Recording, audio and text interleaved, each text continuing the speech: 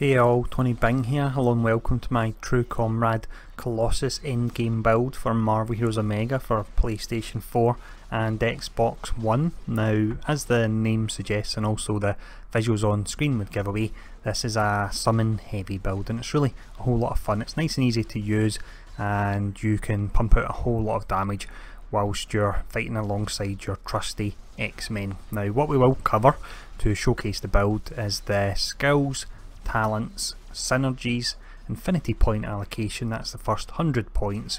We'll look at the general gear and priority, and then we finish up with some gameplay where we do a full bounty clear as well. Now, if you do want to jump to any particular section of the video, as always, check out the description, there are timestamps there. Otherwise, we'll start off by looking at the skills. So we have a very simple skill setup here, but the setup we're using allows us to get close to 100% uptime on our summons, which makes this build a whole lot of fun. Now, if we look at the skills, the first one we check out is Colossal Punch, which is our main filler, and it gains a damage bonus based on the amount of health you have.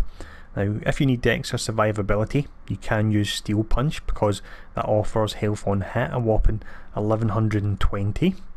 The next skill we have is Titanic Slam. So you have the initial damage packet, it allows you to get in the enemy's face and it gains a damage bonus based on the amount of health and also armour you have. Now if we look at the signature, this offers a ton. It's Colossal Roar. You do damage over a large area, knocks down the enemy, gives you bonus health, defense rating multiplier, any affixes that would reduce the spirit cost reduction actually work as cooldown reduction, so that's pretty important, and we will discuss that once we get to the actual infinity and also gear section. But with the signature, the way you want to work this is you want to fire this off before we use the 4 summons. The 4 summons are Call Eliana, Fastball Special, Call Kurt, and also Call Kitty. Now the reason we use the signature before all these is that through talents we've got it set up that our signature for 8 seconds, which is the duration of the buff effect you can see there, the cooldown in skills is reduced. So you fire off the signature, call in all these 4 summons, and what happens is the cooldown on them will go down a lot faster than normal, and that means by the time they're ready to go away 20 seconds later, you can call them back in, and then when we're all the way back round again, another 20 seconds, which we don't have the reduced cooldown on the summons because the signature's not buffed it, then your signature should now be available to use again. I hope that made sense. I almost confused myself there, but we will show it off in the gameplay section anyway. But next up, let's have a look at the talents. First talent we look at here is Stronger Than Steel. So this provides a passive effect of 3% damage and 3% critical hit chance, which really doesn't seem great. However, you'll notice it says the effects of this talent are tripled when you have no armour. Now this ties in with talent number 2, which is Meteoric Slam. So when your armour reaches maximum, the cooldown of Titanic Slam is reset. Pretty useless. However, Titanic Slam, when you use it, it will cost 100% of your armour, meaning that it will trigger the triple effect on the passive here, taking it up to 9% damage and a whopping 9% critical hit chance, which is really pretty great. Now, talent line 3, we have True Comrade, which is all about your summons. So when you call in a summon, you gain a buff for 10 seconds and it affects deflect chance, defense rating multiplier, critical hit damage, and also critical hit chance as well. Now, talent line number 4, we're not actually using anything here, so just select any one, and that means when you're jumping between either powers or ultimate or coming out of the menu, it won't tell you that you don't have a talent selected, so just pick any one here. Now, the final talent, Thundering Voice, this is very important for getting the uptime on your summons. With this, your signature Colossal Roar instantly refreshes all powers on cooldown, and while its buff effect is active, cooldowns will refresh twice as fast, and that's the reason that we use the signature and then quickly call in all the summons so their cooldown is refreshing faster for that 8-second period there. But next up, let's have a look at the synergies. With the synergies then, we always start off looking at the primary attribute, which is durability and strength, so that's offered by Ant-Man and Luke Cage. More generic synergies are Blade, Hawkeye, Hulk, She-Hulk and Squirrel Girl, and specific synergies that work great on Colossus are actually Colossus, Daredevil and also Nightcrawler. Next up anyway, we will look at the infinity point allocation, and this is where we would place the first 100 points. For the first 100 infinity points then we would place them into the Mind Gem and Deep Thought. Now it provides us with armour, which as we've mentioned earlier is really a bit useless on them, but what it does give us is the 10% cost reduction, which actually works out as 10% cooldown reduction on your signature, so that's 4 seconds it reduces it by, which is really pretty important. Now once you've got the mind mastery of 100 points, what I would do with any future infinity points is place them into health, because that will buff the damage of our filler and Titanic Slam as well. But next up, let's have a look at the general gearing priority. So as always with this gearing section, I will just give some general tips on where you want to actually gear, and that means in future as new gear comes out you can apply these tips to help you decide whether or not you want to move about your gear. Now we always look at the legendary first, and really I feel there's 2 options that work great for this build. The first one is the M-Cran. The reason for that is it has armour and health, and that will buff Titanic Slam. The health will buff your main filler. On top of that you have the flat damage rating and also the flat critical hit rating. The reason I like that is his tags for the skills we use are a bit all over the place, so if we can get a flat source of damage or crit hit, that really does work well. Now the second legendary I would recommend, and I would recommend this if you're possibly maining Colossus and you're looking to get his ultimate to level 20, which will give it a 7-minute cooldown. Now the reason for that is when you use his ultimate, all his attacks will actually brute 100% chance, which is incredible. So if you fire off his ultimate, follow it up by using all your summons, all 4 of those characters with their multiple attacks will all be bruting, and if you use the ultimate nullifier you'll get 6000 brutal damage with that, so it can really pump out an insane amount of damage if you use that combo of the fully ranked ultimate and this legendary as well. Now for the remainder of the gearing setup, because we have the flat crit hit rating, you want to really concentrate on brutal strike and damage. So that can come either through attributes, crit damage rating or brute damage rating. If it's coming from attributes, aim for durability, because that will give you extra health, and of course we have the 2 skills that scale off of health. Now also we'll quickly look at the medallion, and as you're a melee character, Dr. Octopus can work great. Same with the relic, we've also got a melee relic here.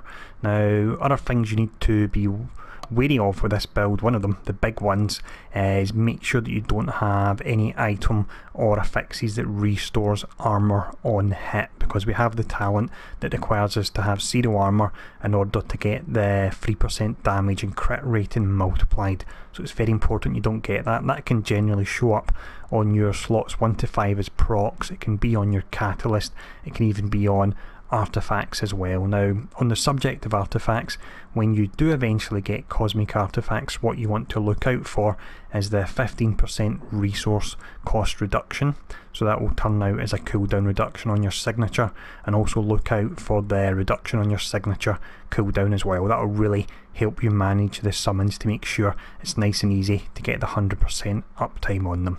But what we'll do with the gear now covered is we have some gameplay, and it's a run through of the Striker Command Bunker. Now as always I will mention that you can see I've not got Colossus in the best of gear here because I simply don't have time with all these preview videos I'm doing, so this gameplay is purely just to show off the rotation and how it works, and it will hopefully show you how potent the summons actually are when they've got the high uptime on them. But enjoy this gameplay. If there's anything else feel free to ask, and I'll see you all again soon. I can't do that, Comrade.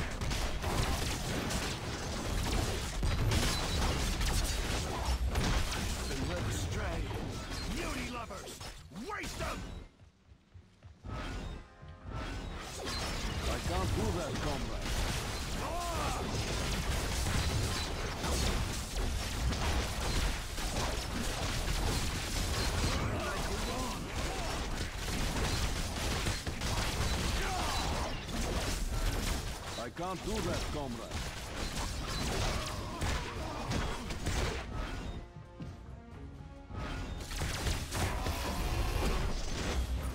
I still believe!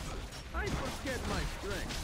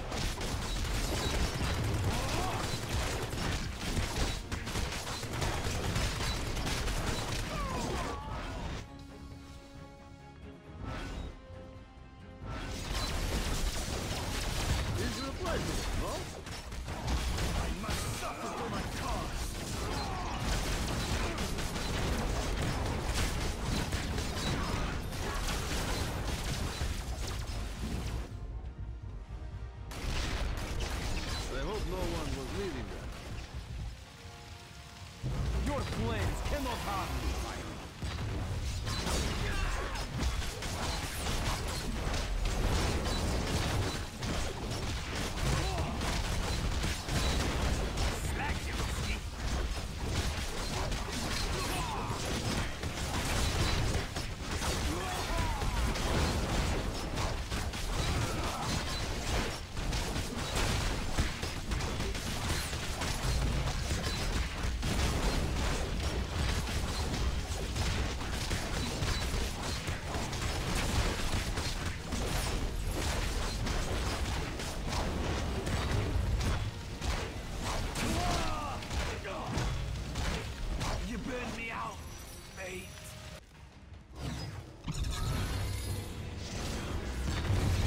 Can't do that, Comrade.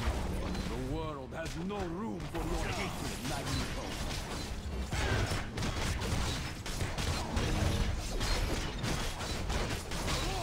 Bow before Magneto. Your attempts to escape are futile.